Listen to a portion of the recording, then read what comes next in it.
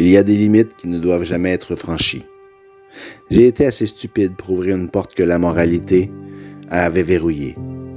Quand ça clignote rouge, avec des cadenas mur à mur, j'aurais dû savoir que ce que je faisais allait avoir des répercussions inattendues. Mais comme un imbécile, j'ai laissé l'émotion du moment prendre le pas. Un truc que je ne peux pas me permettre avec des dons comme les miens. Mais je manque à tous mes devoirs. Je me présente, Alex Delacour, illusionniste en fulgurante ascension dans la belle province. Si ma carrière est encore au stade embryonnaire, mon talent quant à lui est arrivé à maturité depuis longtemps, et c'est avec aisance que j'hypnotise, que j'exécute des tours d'adresse, de magie et de prestidigitation. Une vraie bête de scène, je vous dis. Je viens tout juste de décrocher un contrat qui me permettra finalement de me hisser dans la cour des grands et de laisser pour de bon derrière moi les bars miteux et les gymnases d'école. Je n'y serais jamais arrivé sans ma copine Lénore Comtois. Vous savez, Lénore, comme dans le poème d'Edgar Allan Poe, avec le corbeau. Elle est ma muse et ma confidente, ma plus fidèle fan depuis les débuts. Quand j'ai remporté mes plus grandes victoires, elle était là pour partager la bière de la célébration. Et dans les moments où j'ai douté, et Dieu sait que c'est arrivé souvent, et que je voulais tout plaquer, c'est elle qui m'a ramené à la raison. 5 minuscules années passées en sa compagnie et je n'arriverais pas à imaginer ma vie sans ma Lénore. La perdre, ce serait faire une croix sur une partie de moi. Aussi, quand je suis arrivé chez elle, excité comme une puce avec les documents qui décrivaient les différents aspects de mon nouveau contrat, ça a été une douche froide quand elle m'a annoncé que c'était fini entre nous. Tout simplement. Apparemment, j'avais été trop obnubilé par ma carrière pour me rendre compte à quel point je la négligeais. Lentement, nous nous étions éloignés au point où il ne restait plus qu'une ombre de l'affection qu'elle avait naguère pour moi. Une chose en entraînant une autre, au détour d'un de mes spectacles où elle m'accompagnait, elle avait rencontré quelqu'un. Elle était heureuse pour moi, pour mon contrat, mais quand le rideau se lèverait de nouveau, elle ne se trouverait pas dans les coulisses pour m'encourager, les pouces vers le haut. Je ne sais pas à quoi j'ai pensé. J'ai eu l'impression de basculer dans un gouffre sans fin, tout le reste s'éloignant à grande vitesse. Les sons, les images. J'avais la bouche sèche et les genoux flageolants, mais pour faire ce que je fais de mieux, je n'ai pas besoin de parler.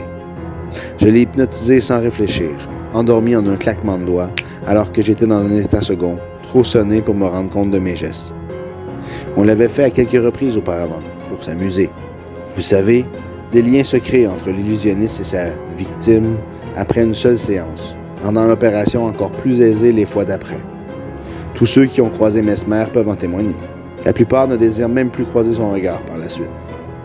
Elle est tombée sur le sol de son salon, comme une masse, et je suis demeuré là, les bras ballants pendant de longues minutes, hébété de ma propre réaction. Le cœur battant la chamade, je suis allé tirer les rideaux de toutes les fenêtres de son appartement, trop stressé pour vérifier si quelqu'un nous avait aperçus. J'aurais pu la réveiller. J'aurais dû le faire sans tarder. Mais la détresse qui m'habitait à ce moment-là m'empêchait de raisonner normalement. Si je franchissais la porte maintenant et partais de mon côté, Lénore me quitterait et je ne pensais pas pouvoir le supporter.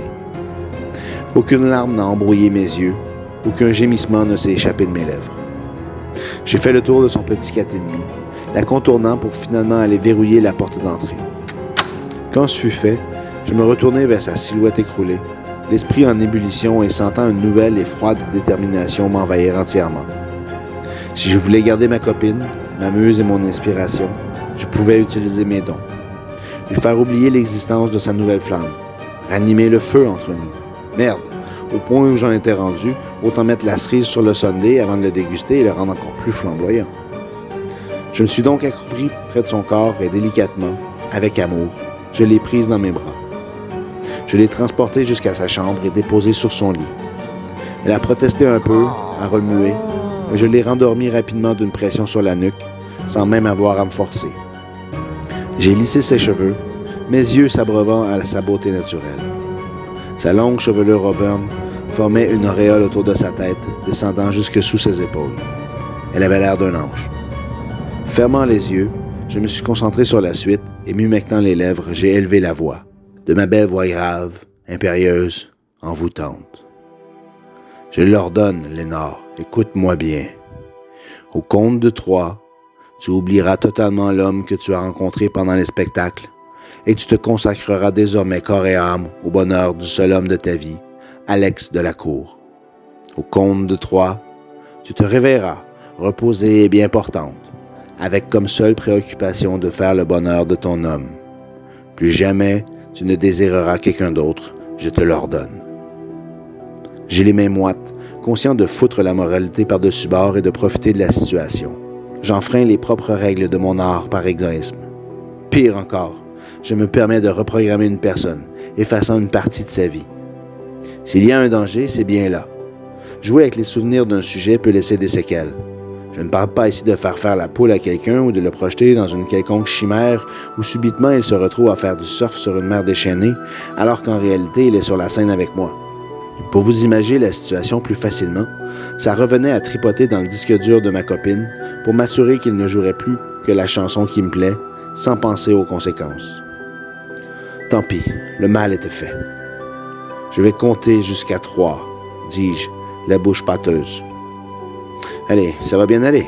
J'ai fait ça des dizaines de fois avec des spectateurs. 1. Ce n'est qu'une petite correction. Qu'est-ce qui pourrait mal tourner? 2. Nous pourrons redevenir heureux comme avant et il m'accompagnera dans ma tournée. La vie reprendra son cours. 3. Délicatement, elle ouvrit les yeux, désorientée. Typique des gens hypnotisés. On s'endort dans le salon et on se retrouve à l'autre bout de la maison la seconde d'après, ayant effectivement de quoi être perplexe. Elle se tourne vers moi et je vois le déclic dans ses yeux. Mon cœur se serre aussitôt avec la certitude que j'ai commis une grave erreur. Le regard de cette Lénore n'est pas celui de ma Lénore. Il brille d'une adoration servile que je n'avais pas anticipée, entremêlée d'une certaine crainte, celle de me décevoir peut-être. « Alex !» susurre-t-elle. « Qu'est-ce qui s'est passé? J'étais dans le salon et là, je me suis endormi. »« Tu es tombé, je lance, le mensonge me venant spontanément. »« Je ne me rappelle rien, soupire-t-elle. » Je vais aller chercher de la glace au dépanneur de l'autre côté de la rue. Je fais en me levant précipitamment. Trop rapidement pour elle, de toute évidence, car elle m'agrippe la jambe, me plantant les ongles dans la peau. « Tu ne vas pas être trop long, » geint-elle, la détresse faisant vibrer sa voix. « Tu sais comment je m'ennuie quand tu n'es pas là. » Je secoue la tête, me forçant à grimacer un sourire, tentant de me soustraire à son étreinte.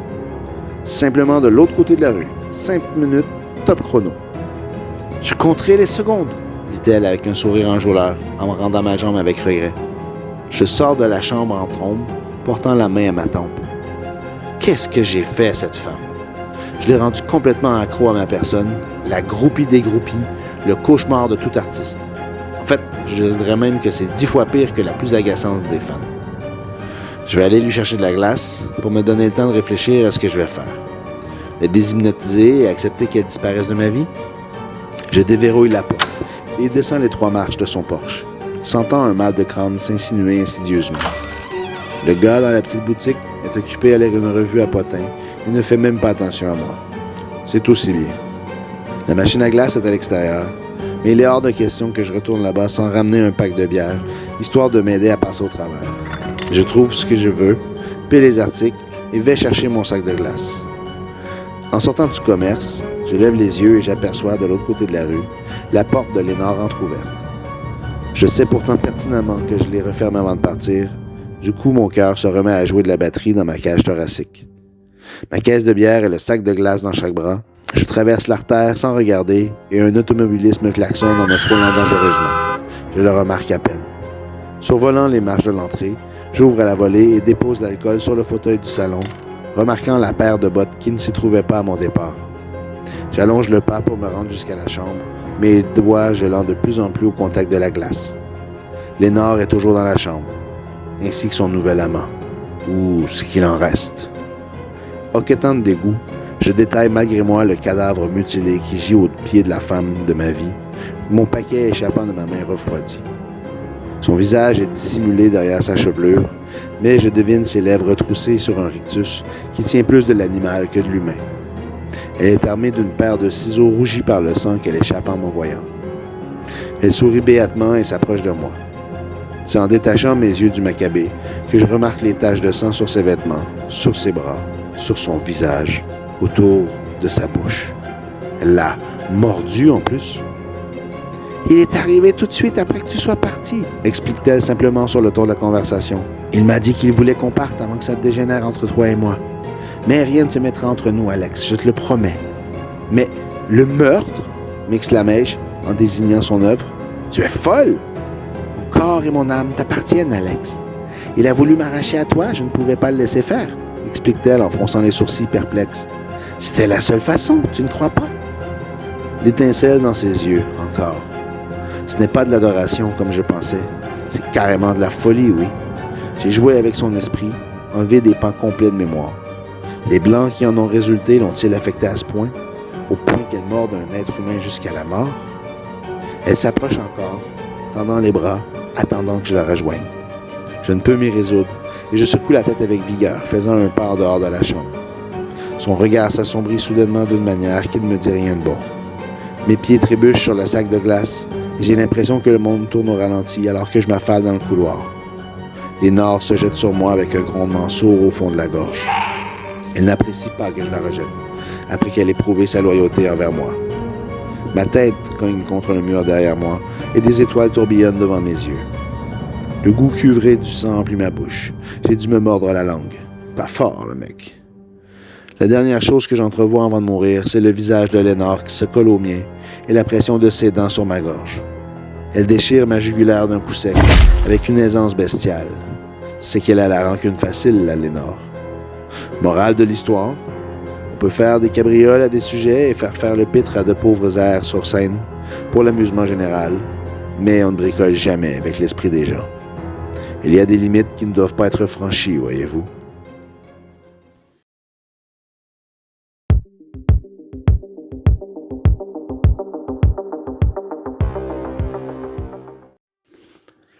Dis-toi bien que ça me fait plus mal qu'à toi de devoir en venir à cette extrémité, mon Pat, soupira M. Marchand en déposant la dernière caisse de matériel en arrière de la Dodge Caravane.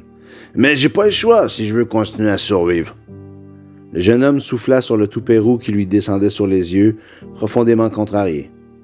Je vais bien essayer de comprendre pourquoi vous me sortez de votre local, mais c'est pas la première fois que j'ai un peu de retard sur le loyer. M. Marchand referma le haillon en grimaçant et s'essuya le front en sueur, et s'appuya les fesses sur le rebord du véhicule. Tu sais que je t'aime bien, jeune. J'adore ce que tu fais, que ce soit ton émission d'opinion ou toutes les chansons que tu fais jouer l'après-midi. Une bonne partie de la ville t'en parle sûrement d'ailleurs. Ta petite émission, ça égaye le quotidien des citoyens. Pat haussa les épaules. C'était pourtant vrai. On ne comptait plus les fois où des gens l'arrêtaient dans la rue pour le féliciter de son travail. Il n'avait certes pas la visibilité des grandes chaînes radiophoniques de la région, mais il savait rejoindre la communauté par ses propos justes et rassembleurs, ainsi que par son choix de mélodie. On est pareil, toi et moi, dans le fond. J'ai aussi besoin que toi d'une rentrée d'argent frais et j'ai eu une offre d'un marché alimentaire de la ville. Ils veulent un petit local pour pouvoir administrer les commandes et les arrivées. Et c'est moi qui écope? Ce fut au tour de M. Marchand d'hausser les épaules en détournant le regard. Tu pourras toujours émettre de chez toi, non? C'est pas vraiment une question d'espace. Pat fourragea dans ses poches de jeans et en extirpa son trousseau de clés. Il dénicha celle de la Dodge en soupirant. Non, je suis à l'appartement de mes parents. J'ai déjà fait des tests avec une antenne bricolée, mais les ondes ne passent pas très bien. Sans parler de leur voisine du dessus, Madame Zirka, ajouta-t-il avec une moue de dédain en détachant chaque syllabe du nom, qui a peur que ce soit une tentative de faire entrer le 5G dans la place. Elle croit dur comme fer que je veux prendre le contrôle de sa cervelle ou un truc du genre. Son interlocuteur croisa les bras en opinant du chef. « Ah ouais, les complotistes sont partout maintenant, pas vrai? » lança-t-il en se relevant. « Ouais. » Ils regardèrent un camion-citerne passer en coup de vent sur la rue juste sous leur nez. Le vent fit tanguer légèrement la caravane et ébouriffa les deux hommes. M. Marchand se tourna ensuite vers le bâtiment en briques brunes qui lui appartenait. À l'intérieur, plus de 12 locaux abritaient des entreprises locales, aussi bien que de minuscules bureaux. Ça devait faire 2 ans qu'il louait le plus petit local, situé au dernier étage, au gamin, pour lui permettre d'avoir un espace idéal pour émettre. Il n'avait pas tort quand il disait que par le passé, il s'était montré clément lorsque le loyer n'apparaissait pas dans ses états de compte à la date voulue. Il n'était pas un ogre et avait le cœur à la bonne place. Il appréciait le petit trépanier, comme tout le monde à Sainte-Alexandrie, qui se donnait à fond dans les projets qu'il entreprenait. La vérité, c'était que sa femme ne lui avait pas donné le choix. L'argent se faisait plus rare. Il lui fallait du coup à s'assurer que ses investissements lui rapportent. Fini les passe-droits. « Écoute, je peux rien te promettre, c'est vrai, mais dès que j'ai quelque chose qui se libère, vous m'appellerez ?» osa dire Pat, en souriant à moitié.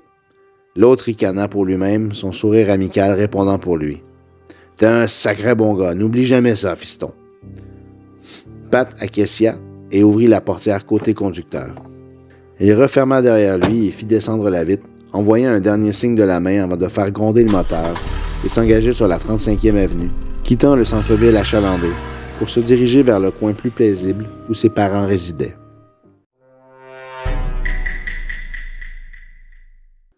« Alors c'est vrai? Cet affreux bonhomme t'a littéralement jeté à la rue? Malgré tout ce temps, tu l'as payé, rubis sur l'ongle !» s'indigna Nadine Trépanier, posant le plat de patates pilées près de celui des boulettes de viande sur la table de la salle à manger. « Chérie, y a quand même pas mort d'homme !» tempéra Simon, son mari. « Rien n'empêche que Patrick s'installe ailleurs. C'est pas l'endroit qui fait le larron, si? Tu me passes le sel, s'il te plaît. » Ils étaient tous les trois attablés pour le souper, dans le logement familial exigu. Pat le trouvait déjà petit et enfant. Désormais, il avait l'impression constante d'étouffer entre les murs décorés de tapisseries fleuries. À maintes reprises, il avait tenté de se trouver son propre coin personnel, mais plus que les boulots intéressants, les appartements convenables à un prix abordable ne tombaient pas du ciel. « Alors, tu vas faire quoi pour la radio? » s'enquit sa mère en se penchant dans sa direction. « Tu ne peux pas laisser tout ça dans la caravane, encore moins l'entreposer dans ta chambre. Tu n'aurais plus d'espace pour marcher. » Pat piqua un morceau de concombre du plat posé devant lui et l'avala goulûment, réfléchissant à la question. « Je ne sais pas trop encore, » marmonna-t-il en mâchant. « Ça me ferait chier de tout abandonner maintenant que j'ai un bon auditoire. »« Pas de gros mots à table !» réprimanda Nadine, en tapant doucement sur la main de son fils. Simon fronça les sourcils, la fourchette dans les airs. « Et sur notre toit, ça fonctionnait pas des masses, si je me rappelais bien. »« Non, » acquiesça Pat, en triturant les patates dans son assiette. « Il y avait tellement de parasites que j'ai dû tout arrêter pendant 2 semaines la dernière fois. Sans parler de... » Ses parents haussèrent les sourcils, attendant la suite. « De quoi, dis-moi » l'encouragea Nadine. Son père s'esclaffa. « J'y suis! Il veut parler de Madame Technologie, la coucou, qui reste au-dessus. » Nadine s'empourpra. Elle lui envoya un coup de pied sous la table qui fit mouche. « Enfin, Simon, voilà que tu te mets à dire des âneries à ton tour. Il n'y en a pas un pour sauver l'autre. Madame Zirka est une étrangère qui n'est pas coutumière de nos habitudes, c'est tout. Elle se méfie de tout, tout simplement. » « C'est bien ce que je dis, » avança Simon en avalant une olive, échangeant un clin d'œil avec son fils. « Une coucou. » Les 2 hommes éclatèrent de rire, provoquant un mot indigné de Nadine. Après quelques secondes, elle finit par craquer et se joindre à l'hilarité générale. Bon, j'avoue que je commence à en avoir assez également de ces histoires de maris divorcés. Je n'arrive même plus à me souvenir si elle en a eu 4 ou 5. On n'a qu'à creuser quelques trous dans le jardin derrière la maison, ricana le mari. On en retrouvera peut-être quelques-uns. Mais j'y songe, fit sa mère avec une œillade mauvaise vers son conjoint. Ce dont tu as besoin, c'est d'un endroit en hauteur, non? Idéalement oui, répondit Pat, en séchant les larmes qui perlaient à ses paupières. Pour que les ombres passent bien, il faut éviter qu'il y ait des obstacles autour. Pas trop loin de la ville non plus pour être capté et émettre plus facilement. Elle le pointa de sa fourchette avec cet air conspirateur qui intrigua le jeune homme. Ta tante Sabine habite dans une maison, style victorien, sur le haut plateau, de l'autre côté du pont. Ça pourrait être une option. Ta sœur, s'étonna Simon. Je croyais qu'elle ne voulait voir personne. Bien, elle a toujours détesté se retrouver en société. Que veux-tu? On ne choisit pas sa famille, après tout. Pat se redressa sur sa chaise, intrigué par l'idée. « Ça pourrait être intéressant, oui. Tu crois qu'elle me laisserait essayer? »« Elle pourrait, » assura la femme en hochant la tête. « On ira la voir ensemble ce demain matin. Je veux dire, ça ne lui ferait pas de mal d'avoir un peu de compagnie. Cette maison est immense et elle est toute seule. Par ailleurs, à la mort de maman, je lui ai laissé la majorité des possessions, parce que je n'en avais pas l'utilité. Je veux dire, elle peut bien me rendre ce petit service. »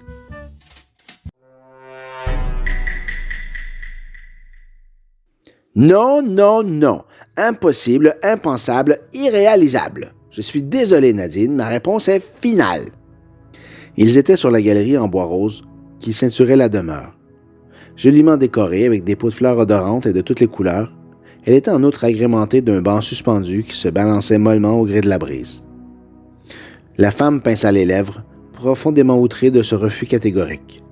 Pat attendait tout près, le regard perdu au loin, mal à l'aise, préférant ne pas s'en mêler. Il ne connaissait pas énormément sa tante, et l'accueil glacé qu'elle leur avait réservé n'aidait pas la cause. « Sabine Côté !» siffla Nadine, tapant sèchement du pied. « Je te rappelle pour mémoire que je ne t'ai jamais rien demandé depuis la mort de maman. Je ne veux que tu héberges mon fils, pour l'amour du ciel.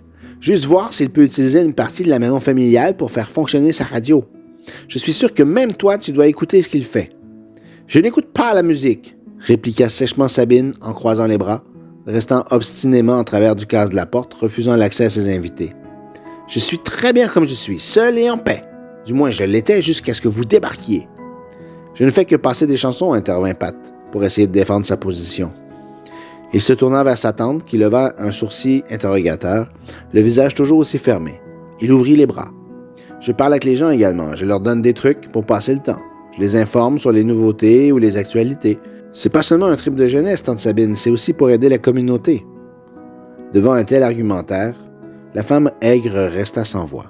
Échangeant un regard avec sa sœur, elle finit par échapper un soupir.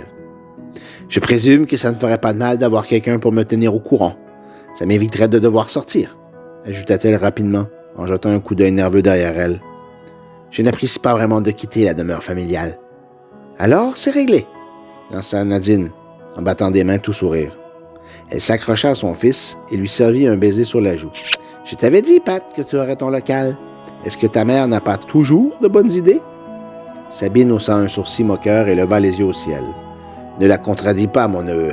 Elle serait capable de te le rappeler sur son lit de mort. »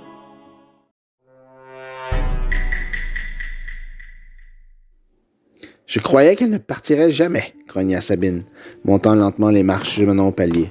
« Ne me méprends pas. J'aime ta mère, mais à petite dose. Et malheureusement pour moi, en général, il faut toujours qu'elle mette la totale. » Pat la suivit en grimaçant quelques marches plus bas, une première boîte dans les mains. Une autre dizaine attendait sagement à l'arrière de la Dodge Caravane. Le tapis dans l'escalier étouffait le bruit de leurs pas, et la femme lui indiqua le couloir de gauche aussitôt qu'ils eurent fini de monter. « C'est une chambre d'amis, mais je présume que ça fera l'affaire, » expliqua Sabine d'une voix sèche. Pat passa la tête par l'embrasure. La pièce contenait un ameublement tout ce qu'il y avait de plus sobre. Un lit en bois pourvu d'une douillette verte lime qui semblait avoir connu de meilleurs jours, et un meuble à tiroir beige à la peinture écaillée. Une chaise reposait dans le coin opposé de la chambre, près de la porte en accordéon du garde-robe. Une grande fenêtre à guillotine attirait l'attention du jeune homme qui déposa son fardeau sur les couvertures pour aller repousser les rideaux. La vue en plongée sur Sainte-Alexandrie s'offrit dès lors à lui avec toute sa magnificence. « Wow, tante Sabine, je ne savais pas que tu avais accès à un si beau panorama. » se rembrunit cette dernière. « Je ne crois pas que mes parents aient construit cette demeure pour le décor, jeune homme. Cependant, ils ont eu le chic pour choisir le site, je te l'accorde. Mon père était homme de guerre. Il appréciait le fait de pouvoir voir des mises à la ronde, sûrement un trait qu'il avait développé dans l'armée. Grand-père était militaire, s'étonna Pat en ouvrant sa boîte. Maman n'en avait jamais touché un mot. Sabine croisa les bras, pinçant les lèvres. Elle n'a jamais été le type familial, se contenta-t-elle de dire. Elle échappa un soupir en contemplant son neveu farfouiller dans son matériel. « Aurais-tu besoin d'aide pour t'installer? Sinon, je retournerai vaquer à mes occupations.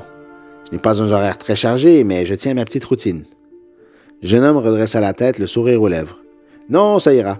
Le temps de ramener tous mes cartons ici et je devrais être à même de commencer. » Sabine hocha le menton, satisfaite. Elle allait partir quand elle hésita, se retournant vers son neveu. « J'apprécierais que tu ne furettes pas trop autour de la maison. Ce n'est pas que je ne te fais pas confiance, mais je tiens à mon intimité. Si tu as besoin de quelque chose à la cuisine, fais-le moi savoir et je t'apporterai ce dont tu as besoin. Pat acquiescia. Ça devrait être bon. J'ai bien déjeuné et je suis plutôt impatient de m'y mettre. Elle extirpa ses premiers outils de travail et les déposa soigneusement sur la douillette poussiéreuse. Le temps qu'il rapporte son attention vers l'embrasure, sa tante avait disparu.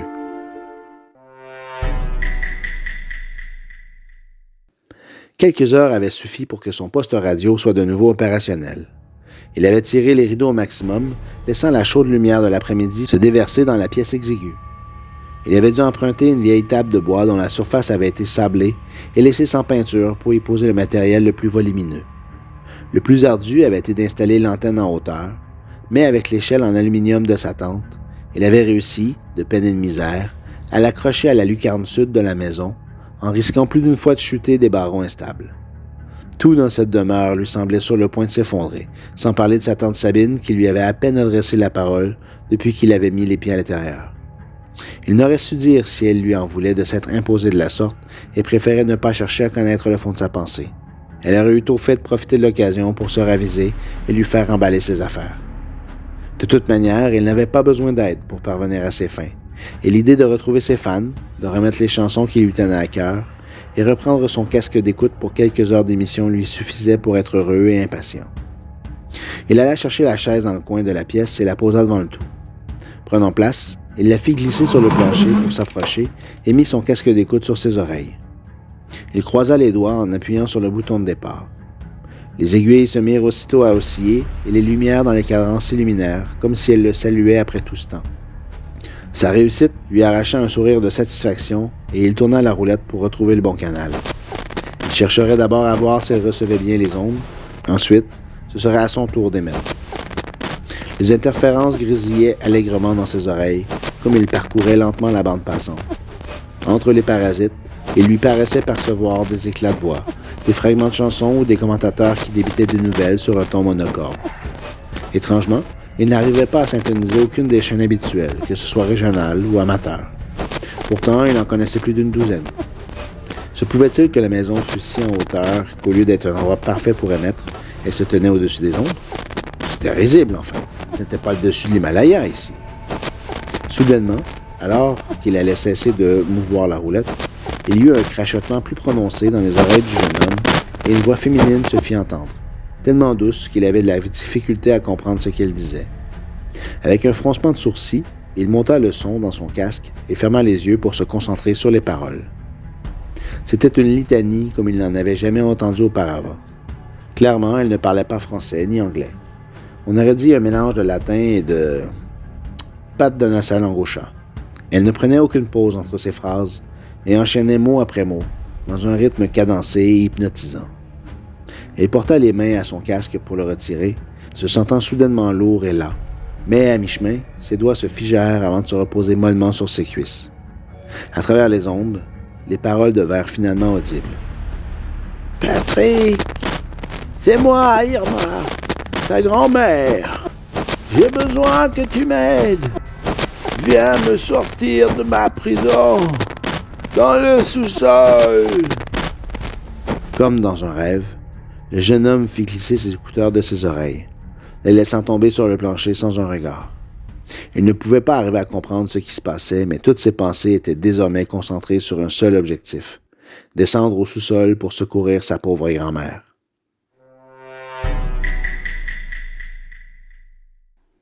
Sabine finissait de replier son linge de lit. Savoir qu'une personne était dans la maison en même temps qu'elle la rendait particulièrement nerveuse. Oh, elle savait trop bien que sa réputation dans la ville n'était plus à faire, concernant son caractère paranoïaque. Elle vivait en recluse depuis suffisamment longtemps désormais pour que les ragots et les rumeurs ne l'atteignent plus autant qu'avant. De fait, la solitude qui lui pesait tant au début était devenue avec les années comme une amie fidèle qui l'apaisait et l'accompagnait le long de ses journées. Non pas qu'elle adorait vivre ainsi. Très souvent, elle s'installait à la plus haute lucarne du 2e étage, sur le balcon de la chambre de sa défunte mère, et observait la ville en contrebas, sous le couvert des étoiles. Le tapis de lumière artificielle et le va-et-vient continuel des gens qui poursuivaient leur existence à un train d'enfer lui faisaient envie parfois. Toutes ces activités qu'elle ne connaîtrait jamais, ses soirées passées en famille autour de la table, ou les sorties avec les amis pour prendre un verre, sans parler de l'amour véritable qu'elle n'expérimenterait pas dans cette vie. Elle ne se plaignait pas, toutefois. Elle avait sciemment choisi cette vie en toute connaissance de cause. Quelqu'un devait veiller au grain, et ça ne pouvait certainement pas être sa frivole de sœur qui s'en charge. Elle ne connaissait d'ailleurs pas le lourd secret qui pesait sur sa propre famille, et Sabine se garderait bien de le lui délivrer un jour. Elle entendit un craquement en provenance de l'entrée et abandonna sa tâche pour remonter le couloir principal. Toute la journée, son neveu avait travaillé sur ses machines pour remettre en fonction le poste de radio qu'il affectionnait tant. Aux premiers abords, il lui avait apparu aussi agaçant que sa sœur, mais elle avait découvert une grande passion qui animait le jeune homme. Loin de ressembler à ses semblables qui passaient des heures devant un écran à jouer ou à texter, Pat prenait très à cœur son projet et s'y consacrait avec une énergie remarquable, ce qui forçait le respect de Sabine. Elle ne l'avait pas entendu depuis qu'il avait rapatrié tous ses effets dans sa chambre, pas même pour le dîner. Elle n'avait pas cherché à le déranger, ne connaissant pas ses habitudes. Aussi, elle s'attendait à le voir débarquer dans la cuisine pour grignoter un morceau. Il était 2 heures passées à sa montre, et son repas refroidissait sur le comptoir, attendant son bon vouloir. Elle fut surprise de n'apercevoir personne autour de l'îlot, et lorsqu'un nouveau craquement s'éleva dans son dos, elle sursauta malgré elle, levant des bras dans une position défensive. Mais il n'y avait personne. S'humectant les lèvres, elle entreprit de revenir vers l'entrée et bifurqua dans le couloir qui menait à la porte de la cave avec une certaine appréhension. Se prouvait-il que l'agitation provenait de cet endroit, malgré tous ses efforts? Elle s'arrêta net en constatant que la porte menant à l'étage du dessous était entrebâillée et porta la main à sa poitrine. Elle savait qu'elle aurait dû y mettre un cadenas depuis longtemps, mais s'était toujours refusée à le faire, préférant ne pas céder à une peur irrationnelle. Pourtant, aujourd'hui, elle se maudit de ne pas s'être exécutée. Était-ce Pat qui avait descendu ou quelque chose qui était remonté? Avec précaution, elle ouvrit en grand le battant, découvrant une large volée de marches en pierre qui s'enfonçait sous la maison, avant de faire un coude vers la droite. L'ampoule au-dessus de l'escalier était allumée, et comme le commutateur se trouvait de ce côté-ci de la porte, elle en conclut que c'était plus probablement Pat qui était descendu, et non le scénario inverse qu'elle s'était imaginé. Mais pourquoi diable se serait-il aventuré comme ça dans cet endroit? D'autant plus après qu'elle lui avait explicitement demandé de ne pas traîner dans la maison. Elle se trouvait très généreuse de lui avoir ouvert sa porte. Mais voilà qu'il se baladait maintenant dans le pire des endroits qu'il aurait pu choisir. Avalant sa salive, Sabine s'engagea à son tour dans l'accès, espérant ne pas le regretter. Depuis combien de temps n'avait-elle pas posé le pied sur ces pierres froides? Ça remontait très certainement au décès de sa mère et de ce qui avait suivi ensuite. Elle tenta de chasser les images qui l'assaillirent aussitôt. Arrivée au bas de l'escalier, elle scruta les environs. Tout comme l'escalier, le sous-sol avait été bâti en pierre. Une légère odeur de décomposition flottait dans l'air, mêlée à un doux relent de terre. L'humidité qui régnait lui fit retrousser les narines, et elle inspira profondément en s'enfonçant plus loin. Il n'y avait rien d'intéressant en bas, sinon une seule pièce, tout au fond. Une simple ampoule au bout de son fil se balançait au milieu de la petite salle fermée, sans fenêtre. Comme elle le redoutait, Pat était debout devant l'armoire en ébène, repoussée contre le mur. Comment avait-il su qu'elle se trouvait là, et pourquoi la cherchait-elle? Autant de questions qui affluèrent à l'esprit de Sabine quand elle déboucha à son tour dans l'embrasure de la porte. Elle vit le jeune homme lever le bras pour ouvrir les doubles portes du meuble, ses yeux roulant dans leurs orbites. Heureusement, lorsqu'elle l'avait entreposé ici, au plus profond de sa demeure, la femme n'avait pris aucune chance et une large chaîne en fonte barrait les poignets, empêchant qu'on puisse voir l'intérieur. « Pat, éloigne-toi immédiatement de cette armoire, tu m'entends? » siffla-t-elle, aussi apeurée que furieuse. « Je t'avais dit de ne pas fouiller dans cette maison pourtant. » Sursautant comme si une abeille l'avait piqué, le jeune homme se retourna d'un bloc, la dévisageant avec un regard absent et affolé. Un mince filet de bave incolore s'écoulait d'entre ses lèvres, tandis qu'il la regardait sans la voir. « Grand-mère m'appelle, » fit-il laconiquement, fronçant les sourcils. « Elle s'est enfermée par inadvertance dans un tiroir. » Le sang de Sabine ne fit qu'un tour, alors qu'elle comprit ce qui se déroulait devant elle. Elle se raidit en s'approchant de son neveu, dans l'intention de le ramener avec elle au rez-de-chaussée. « De toute façon, tu t'imagines des choses, mon garçon, » fit-elle en mettant toute l'autorité dont elle était capable dans sa voix. « Ta grand-mère est au cimetière, 6 pieds sous terre. Et toi, Tu n'es manifestement pas en état pour nous faire une émission de radio. Je vais te ramener chez tes parents et nous aurons une petite discussion, ta mère et moi. » Elle essaya de lui attraper le bras, mais avec une vivacité qu'elle ne lui soupçonnait pas, elle s'esquiva de sa poigne et la repoussa durement contre le mur, où sa tête vint heurter violemment la pierre. S'écroulant au sol, elle porta en gémissant la main à l'arrière de son crâne, décelant sous le cuir chevelu un filet de sang ruisselant. Pendant ce temps, Pat se rapprochait avec le pas d'un automate de l'armoire noire, tendant de nouveau les doigts. « J'arrive, grand-mère, ne t'affole pas. » Devant lui, le meuble commença à vibrer subtilement. « Tu n'arriveras pas à l'ouvrir, » grinça faiblement Sabina. « J'ai perdu la clé de cette chaîne il y a longtemps. » En vérité, elle s'en était débarrassée aussitôt sa sale besogne accomplie. Le pauvre morceau de métal devait rouiller au fond de la rivière Laurier en ce moment même. Lorsque Pat posa ses mains contre la barrure solide, le meuble tangua dangereusement de gauche à droite, comme un animal excité.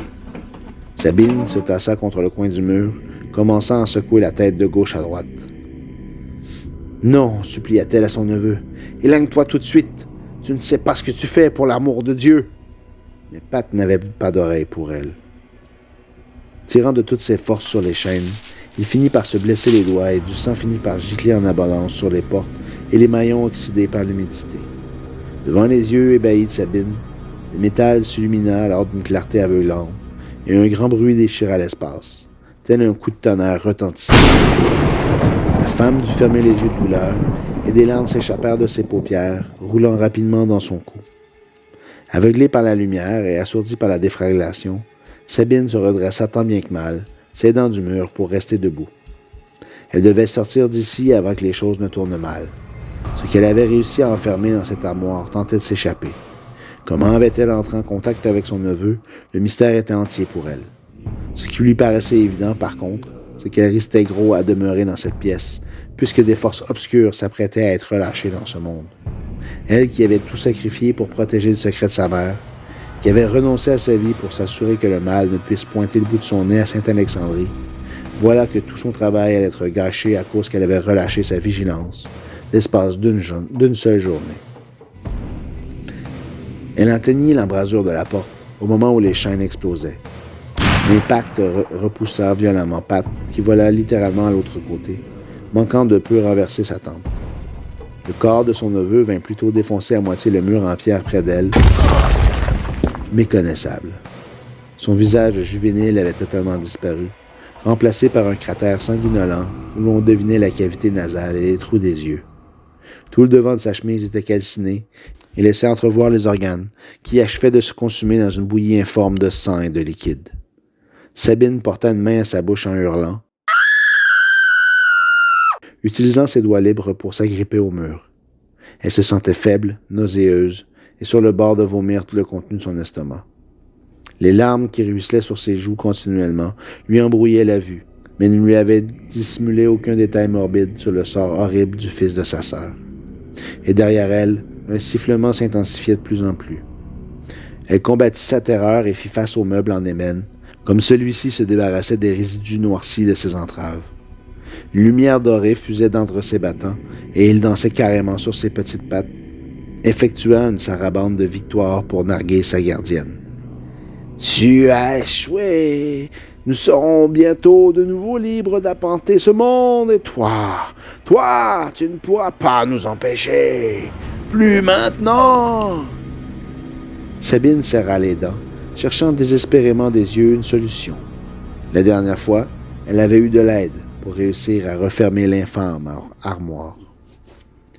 Aujourd'hui, elle faisait face à la défaite la plus totale. Un grand coup de vent envahit la pièce, repoussant les cheveux roux de la femme, et les doubles portes s'ouvrirent finalement en grand, découvrant un grand carré lumineux d'une telle puissance qu'on se serait cru sous le soleil de midi, dans le sous-sol, alors qu'aucune fenêtre ne perçait les murs de la petite salle. Se protégeant les yeux d'une main, les paupières plissées, Sabine tenta de discerner ce qui se trouvait au fond du meuble maudit.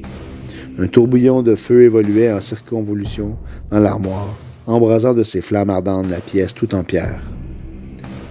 Une silhouette se matérialisa à travers la fournaise et s'approcha lentement de Sabine, qui recula de quelques pas. Elle s'emmêla les pieds dans le corps de son neveu et se reçut durement sur le postérieur. Son corps blessé lui envoya de douloureuses décharges pour lui rappeler qu'elle n'avait plus l'âge pour se battre, ni recevoir des coups à répétition. « Ma chère Sabine !» susurra la nouvelle arrivante. Le cœur de la femme s'arrêta quelques secondes. « Maman ?» bafouilla-t-elle. « Oui, mon enfant !» fit l'apparition en se genouillant devant elle. Maintenant qu'elle était plus près et se trouvait entre les flammes et ses yeux, Sabine put apercevoir les traits familiers et sa bouche s'achècha aussitôt. C'était donc vrai. Elle avait échoué sur toute la ligne. « Tu pensais t'être débarrassé de moi en enfermant mon âme dans cette armoire, n'est-ce pas? Ça aurait pu fonctionner, je dois reconnaître. » continua la mère en étirant ses lèvres écarlates sur les dents d'une blancheur d'os. « Mais j'avais vendu mon âme depuis fort longtemps au maître des enfers. Et celle-ci ne m'appartenant plus, un portail s'est créé pour me rappeler vers lui. Portail dont tu aperçois les lueurs à cet instant. Vers l'enfer? Souffla Sabine, se repoussant lentement en s'aidant de ses coudes. Elle tentait encore désespérément de rallier les escaliers, espérant contre toute attente pouvoir se dérober à ce qui l'attendait. « Oui, » confirma Irma en se levant. « Tu as fait une gardienne exemplaire, ma fille, mais tu as omis un détail essentiel. Cette demeure tout entière est imprégnée de mon être, et si je n'ai aucun pouvoir sur toi, en revanche, il m'a été très facile de m'imposer dans l'esprit de ton neveu, mon cher petit-fils. » Elle se tourna vers le cadavre informe, caressant tendrement du bout des doigts les reliefs des plaies qui suintaient le long de son abdomen. « Son sacrifice pour mon retour ne sera pas en vain. J'ai bien l'intention de te faire payer mon emprisonnement et de semer la destruction dans cette ville, comme dans le bon vieux temps. » ajouta-t-elle en souriant méchamment. « Quant à toi... » Un rictus maléfique lui déforma le visage quand elle attrapa Sabine par les pieds, commençant à la traîner avec elle, la ramenant de force vers l'armoire d'ébène. « Non !» hurla Sabine, en s'arc-boutant pour échapper à la poigne de fer. « Tu n'échapperas pas à ton châtiment, ma fille !» gronda Irma, d'une voix sourde et caverneuse. Sabine réussit à se retourner sur le ventre à force d'effort, plantant ses ongles dans la pierre pour se retenir. Un à un, ses ongles craquèrent, s'envolèrent et laissèrent des marques rouges le long de son passage, jusqu'à ce qu'elle soit aux portes même du meuble noir. Sa mère était déjà les deux pieds posés à l'intérieur, la dévisageant avec des yeux rougis par la convoitise et la démence. « Allez, encore un dernier effort, Sabine !» encouragea-t-elle en éclatant de rire. « C'est bientôt terminé !» Elle tira une ultime fois et la captive, à bout de force et ne trouvant aucune prise pour se retenir, fut aspirée par le tourbillon de flammes qui habitait à l'intérieur de l'armoire. Il y eut un souffle d'air chaud qui envahit la place, faisant fondre la pierre sous la pression, puis les portes se refermèrent en claquant. La lumière qui fusait à travers les ouvertures s'éteignait d'un coup, comme on ferme l'interrupteur, et le calme revint instantanément dans la pièce du sous-sol. Seul témoin silencieux de toute la scène surréaliste, le corps de Patrick gisait dans l'embrasure de la petite salle, baignant dans la mare de son propre sang, pratiquement séché par la chaleur qui avait régné autour d'eux.